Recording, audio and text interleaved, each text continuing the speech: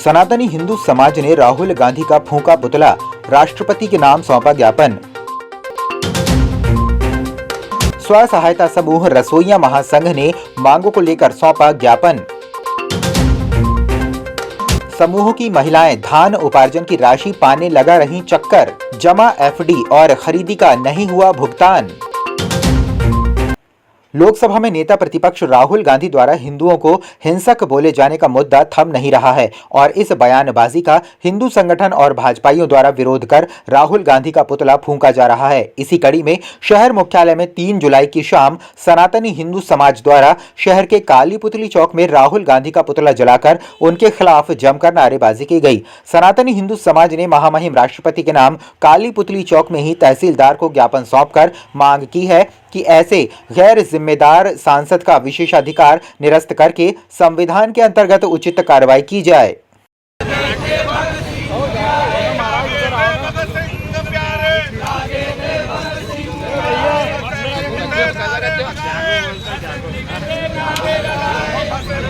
टिप्पणी से हम सहमत नहीं है, इसलिए आज उसका पुतला दहन किया गया है। और आगे भी मैं सतर्क करना चाहता हूँ कि ऐसे किसी भी बयान में हम FIR दर्ज कराने की हमने मांग की है राज्यपाल महोदय से और महामहिम राष्ट्रपति महोदय से।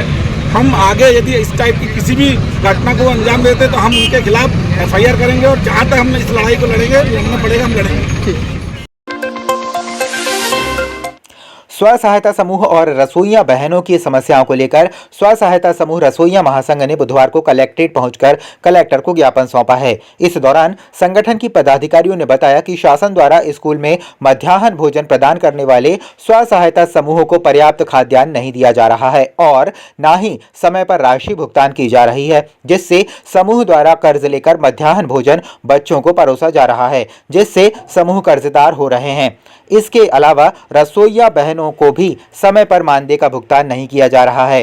पहले 100 बच्चों पर 4 रसोइयां थीं, अब 2 रसोइयां रखी जा रही हैं, जिससे रसोइया बहनें भी बेरोजगार हो रही हैं। उन्होंने कलेक्टर से मांग की है कि शीघ्र हमारी समस्याओं का निराकरण किया जाए। स्व सहायता समूह और रसोइया बहनों की बहुत सारी समस्याएं थी, इसलिए आज हम लोग कलेक्ट्रेट में ज्ञापन सौंपने आए। जैसे कि अभी खाद्यान्न कम आ रहा है, पैसा कम आ रहा है समूह को, लेकिन आंगनवाड़ी में जो 500 मिल रहा था अभी तक 500 मिल रहा है। तो आगे क्या करेंगे? आगे वही है कि शासन हमारी बात नहीं मानेगा तो अगस्त के महीने में 1st वीक में या 3rd में हम लोग वही धरना प्रदर्शन कर लेंगे फिर से।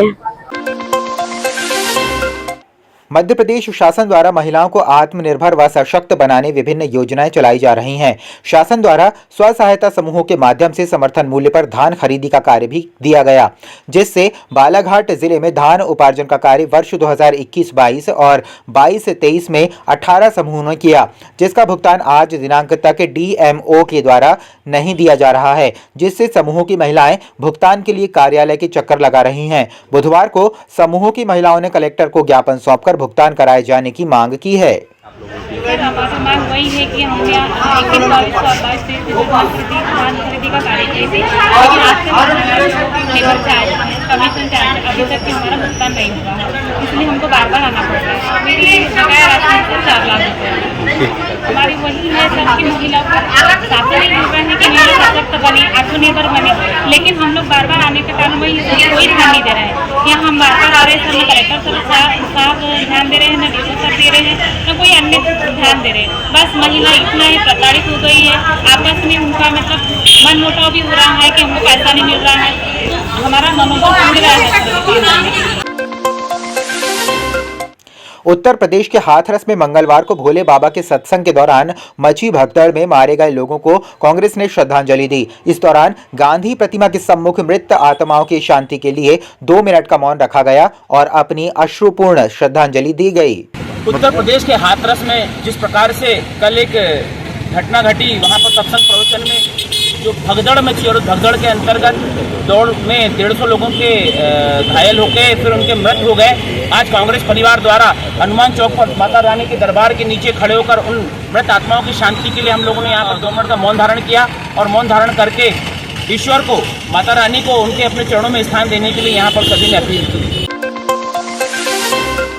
बालाघाट जनपद पंचायत के अंतर्गत आने वाली ग्राम पंचायत टिटवा में मंगलवार को जनपद पंचायत के एसडीओ खरे, एपीओ नंदिनी तिवारी, उपयंत्री ठाकुर सहित सरपंच, रोजगार सहायक और ग्रामीण जन मौके स्थल पर पहुंचे थे, जहां पर 4 लघु तालाबों की जांच की गई, जिसमें एक तालाब हितग्राही के खेत में मिला ही नहीं। अधिकारियों से मिली जानकारी के अनुसार जिसकी लगभग 2,80,000 रुपए की राशि आहरित कर ली गई है, लेकिन हितग्राही मजीद खान अपना तालाब ही नहीं बता पाए। गौरतलब रहे कि जब पंचायत इसमें एजेंसी है एवं उन्हें ही देखरेख में यह तालाब का निर्माण हुआ है, तो वह तालाब मौके स्थल पर क्यों स्थित नहीं है। इस संबंध में हितग्राही और सरपंच खुलकर अधिकारियों को नहीं बता पाए। यह बड़े जांच का विषय है कि इतना बड़ा तालाब आखिर गया कहां। इसमें सरपंच सचिव एवं उपयंत्री की मंशा दिखाई दे रही है कि इस तालाब की राशि का बंदर बांट उनके द्वारा कर लिया गया है। अतः अधिकारियों ने इस संबंध में जांच तो की है, अब पता चलेगा कि जांच में तालाब मिल पाता है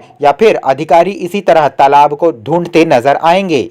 सीएम हेल्पलाइन में 4 अलग अलग हितग्राहियों के खेत तालाब के संबंध में शिकायत प्राप्त हुई, जिसके संबंध में आज जनपद पंचायत से जांच समिति ग्राम पंचायत टिटवा में आई है। हमारे द्वारा सभी 4 तालाबों का स्थल निरीक्षण किया गया, जिसमें हमारे साथ ग्रामीण जन भी उपस्थित हुए। शिकायतों की जांच के अनुसार जो है अभी काम रनिंग पे है और राजेंद्र प्रताप सिंह का तालाब भी रनिंग पे है, अभी प्रगतिरत है। 2,80,000 की लागत मतलब खर्च हो चुकी है, उसमें 3,79,000 की है, जिसमें अभी कार्य प्रगति पे है और बरसात होने के पश्चात उस पर कार्य प्रारंभ कर उसको तालाब की नमूनाकार गहराई दिया जाएगा। अभी तालाब की आकार बड़ी साइज की दिखाई दे रही है।